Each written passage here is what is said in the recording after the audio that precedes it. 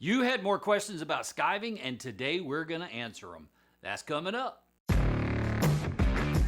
Hello everyone, my name is Daniel Reach. This is Weaver Leather Supply. Today, we're going to be answering your questions about skiving. Now, we've recently released 2 videos on skiving, and you had a lot more questions about it, and they were really good questions.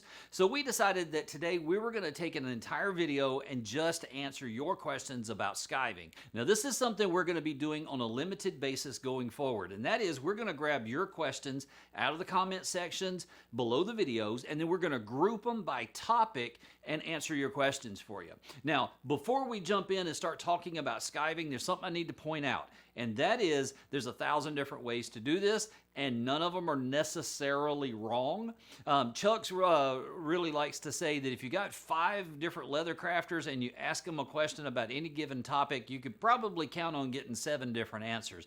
And that's kind of the way it is with skiving. So today I'm going to show you what's worked well for me. If you have a different technique that's worked really well for you, by all means continue to do it that way. I'm just showing you what's worked for me. So our first question comes from Tom McDonald, and he wants to know, would skiving leather too thinly weaken the leather to the point where it may rip or tear? And the short answer to this is that if you go too far with it, yes, that could happen. But if you take the appropriate amount of leather off, then it should not happen. There's generally 2 different situations where we're going to want to skive leather. One is where we're layering leather together, and we want to prevent those layers from getting too thick. A good example would be a wallet.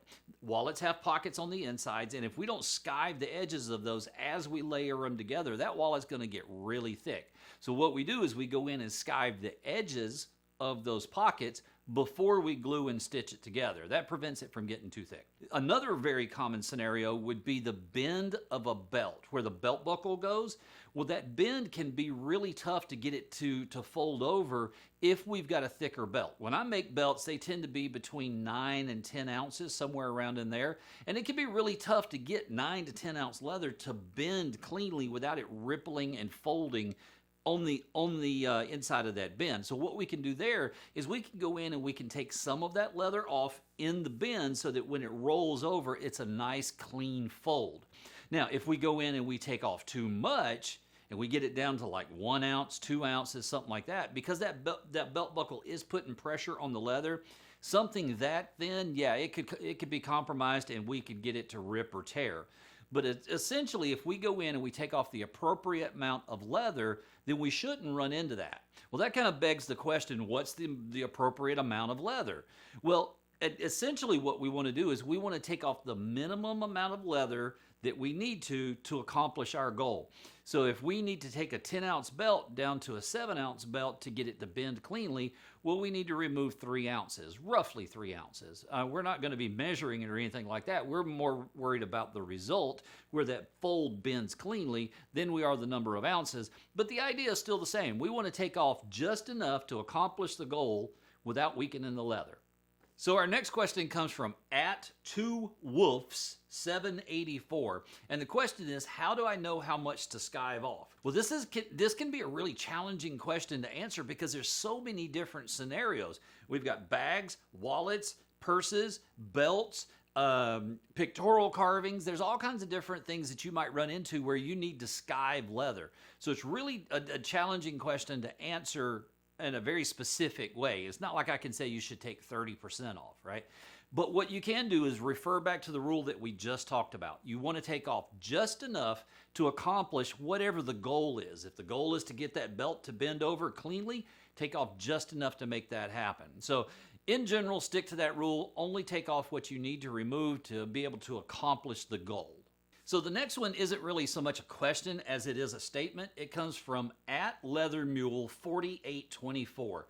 And they say, a new blade for each project I have found. And this is absolutely one of the biggest things that will make your skiving so much easier. if we're hesitant to swap out those blades, and it's really easy to do. If you're working on a project and it's skiving really nicely and then it starts getting a little tougher and you think, well, I'm halfway done, I'm just going to make this blade work. Well, it's actually going to be a lot more challenging to do it with that dull blade than if you were to take the 60 seconds it takes just to swap out that blade. You're going to get a cleaner skive, you're going to get an easier skive, and you're going to have more control with the new blade. Now that kind of begs the question, how do we swap out a blade?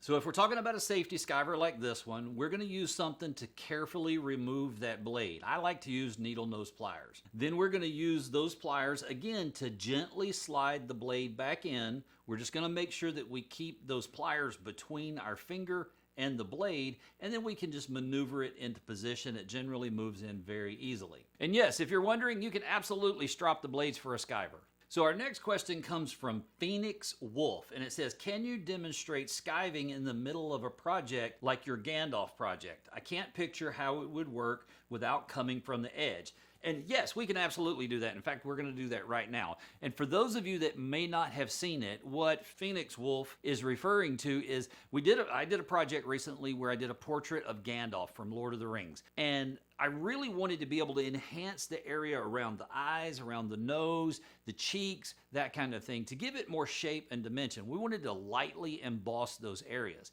And to emboss leather, essentially what you're doing is you're stretching it and pushing it from the back side of the leather so that those areas become more prominent.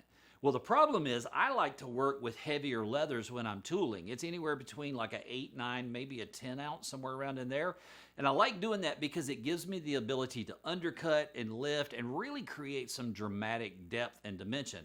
The problem is that embossing something like that can be really challenging. So the solution is to simply skive the areas that you want to emboss. We're going to skive those specific areas. So what we want to do is we want to have a fresh blade in our skiver, and we're going to go in and we're very carefully and slowly going to start taking leather off the back of the leather project. Now, this is a little bit risky because if you go too deep or too fast or too far, you can ruin the project. Once you go too far with this, you have to start all the way over. But if you go slow and you limit it to the areas that you want to emboss, it's fairly easy to do. And again, this is one of those areas where we really want to stick to that rule that we mentioned before, and that is we only take off what's needed to accomplish the goal. So in other words, we only want to thin the leather down just enough so that we can emboss it to give it a little bit of shape. We don't want to go any further than we absolutely have to.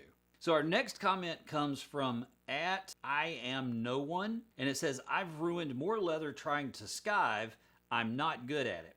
And what I would say is I totally get it. I've been there. There was a time that I hated skiving and I felt like, man, if I try this, I'm just going to ruin my project. There was a couple of things that I incorporated and that I adapted to that really helped. And the first one was I finally surrendered to the fact that every single time my blade starts to drag or find resistance in that leather, I have to swap out that blade. That one thing made such a huge difference in my skiving because my hand wasn't tired. I wasn't chopping my way through the leather. I had more control. Simply swapping out that blade so that I have that control made a massive difference when I was trying to skive.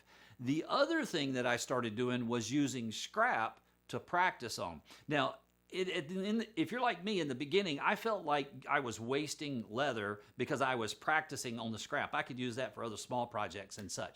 But if you think about it, we're acquiring a new skill and we're saving future projects. In other words, I'm not messing up a future project because I devoted the time now to learn how to do it. And for me, that's not wasting leather. That's a really good utilization of something that may or may not just sit in my scrap bin for a while. Well, that's going to do it for this video. I will see you in the next one. In the meantime, go make something amazing.